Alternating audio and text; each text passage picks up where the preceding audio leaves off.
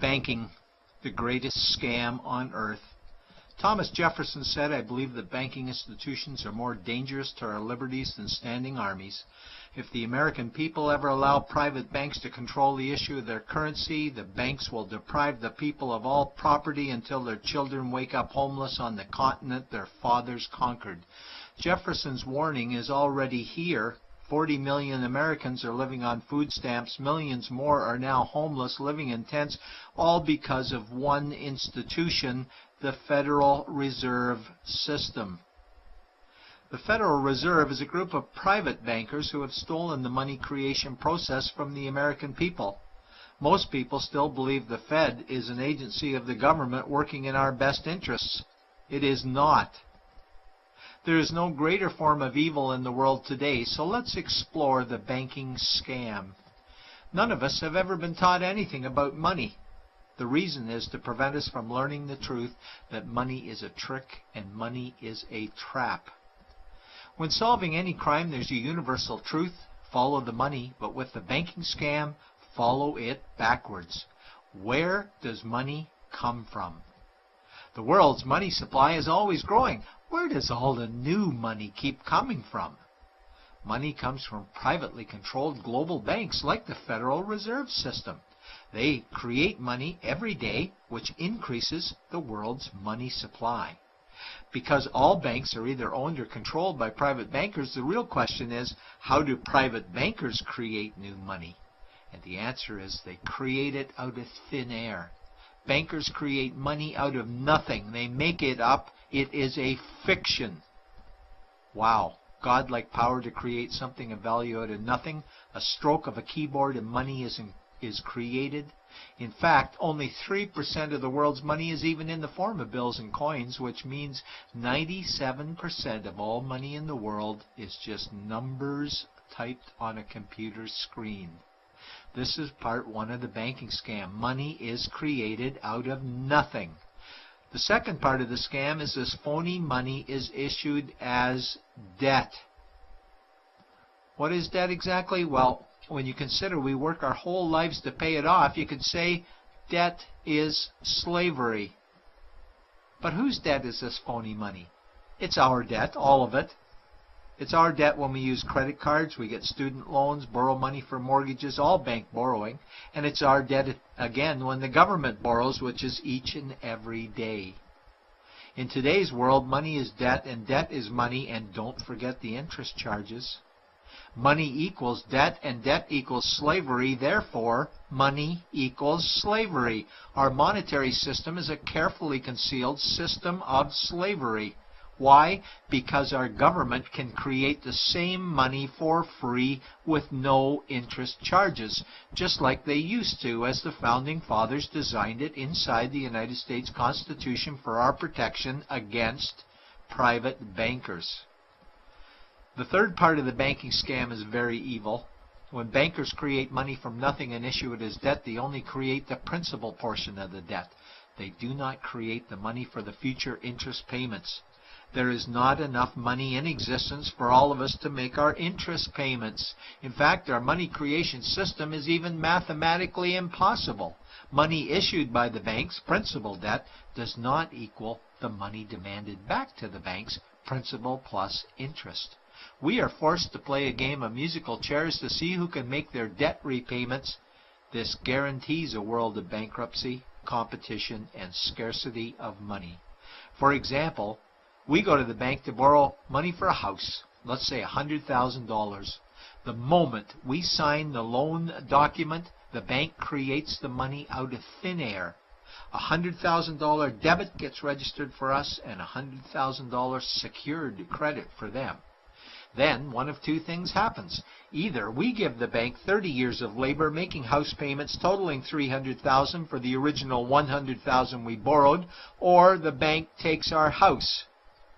The bankers get either our labor for life or our house, and often they get both, all from money created out of thin air and issued as debt, for money made out of nothing. This is why all the bankers end up with all the assets. The fourth part of the banking scam is inflation. People think inflation is prices and costs increase. A better answer might be the value of our money always goes down. Inflation is created every time the central banks print money, which is every day. Where does all this new money get its value? The answer is it steals its value from the existing money supply, where our savings are. Our savings are disappearing because of the new money they're printing. If money creation was in balance with goods and services, there would be no inflation. Prices would stay the same. But the reality is banks always print money, driving prices ever higher, which steals the value of our savings, making them disappear. Since the private bankers created the private Federal Reserve in 1913, the United States dollar has lost 97 cents in purchasing power. An item in 1913 that cost $100 in 2011 cost $2,230, a price increase of 2,130%. This is the banking scam. 4 parts. Private bankers create money out of nothing and charge interest on it. There is no money created for the future interest payments, and inflation steals our savings every day. In order for the banking scam to be pulled over our eyes, the bankers need help from the likes of paid-for politicians and appointed civil servants, military-industrial complex, mainstream media, multinational corporations, and the bankers' good buddies. For example, what do our banker-controlled television networks say about criminal bankers? "Oh, bankers are our saviors. Chairman is man of the year. He saved the world. Bankers really do deserve their bonuses. They're so smart." And what do our banker-owned G20 politicians say we need to do? That we must save our banking system, and now we need austerity measures, like increasing existing taxes and bringing in new taxes, cutting our social programs, including education and health care, stealing from our pension plans while increasing the retirement age, keeping us working for more years at lower wages while placing our children and grandchildren in debt and servitude for their future lives.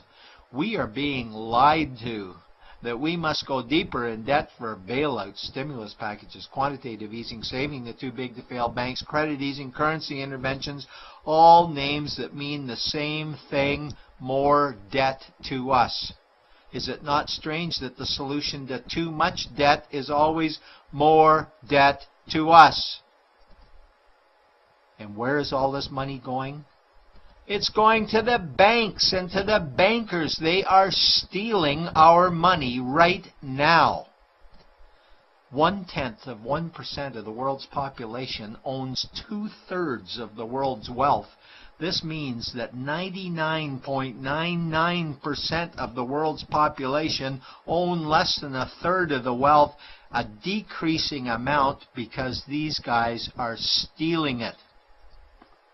We desperately need to wake up to the banking scam.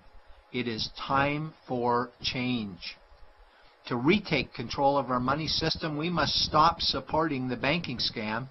Lincoln said the government should create all the currency and credit needed to satisfy the spending power of government and the buying power of consumers. Money will cease to be master and will then become servant of humanity. And Jefferson said the issuing power of money should be taken from the banks and restored to the people to whom it properly belongs. It's a pyramid scheme. And we, the people, are the bottom layers of the banking pyramid. Without our support, the banking scam collapses. We have to do it ourselves. Wake up, get active, wake others. Remove our money from the bank. Buy gold and silver coins. Get out of debt. Rip up your credit cards. These actions will bring down the banking scam. Only vote for politicians who support debt-free money, or run for office yourself, and turn off mainstream media to search for the truth while you still can, and support every effort to end the Federal Reserve System and all the privately owned central banks. Let's bring these criminals to justice to get our money and our countries back before it's too late.